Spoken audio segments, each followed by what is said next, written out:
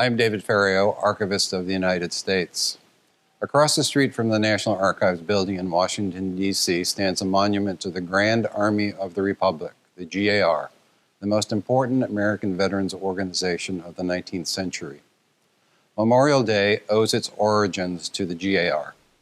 In the presentation to follow, Archivist Rod Ross will share Memorial Day memories from his childhood and from his early career with what is now the National Archives and Records Administration.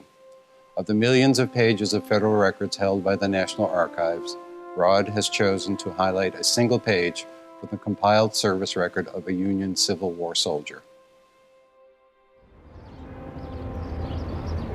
I grew up in the 1950s in the town of Batavia, Illinois, a town of 6,000, 40 miles to the west of Chicago. In Batavia, Memorial Day was a big deal. The day began with a parade from the town center to one of the two cemeteries.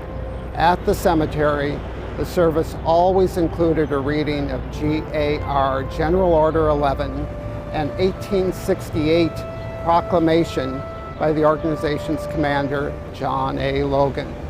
Oddly, no mention was ever made of the Civil War monument in Batavia's West Side Cemetery.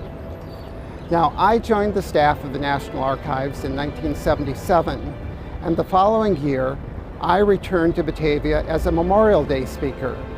My talk was on 52 Batavians who joined Company B of the 124th Illinois Volunteer Regiment in September 1862.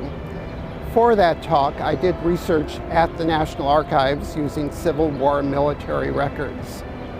Now, by the end of the Civil War, 10 of the 52 men were dead, killed during the siege of Vicksburg on June the 8th, 1863, was 31-year-old Private Oscar F. Cooley. Less than a month later, General Grant's forces captured that Confederate citadel.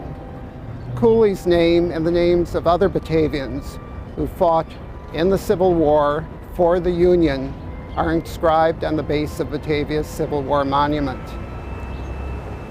5 years after Private Cooley's death, John A. Logan issued General Order 11.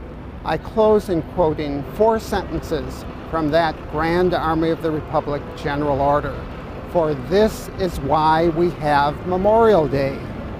The 30th day of May is designated for the purpose of strewing with flowers or otherwise decorating the graves of comrades who died in defense of their country during the late rebellion.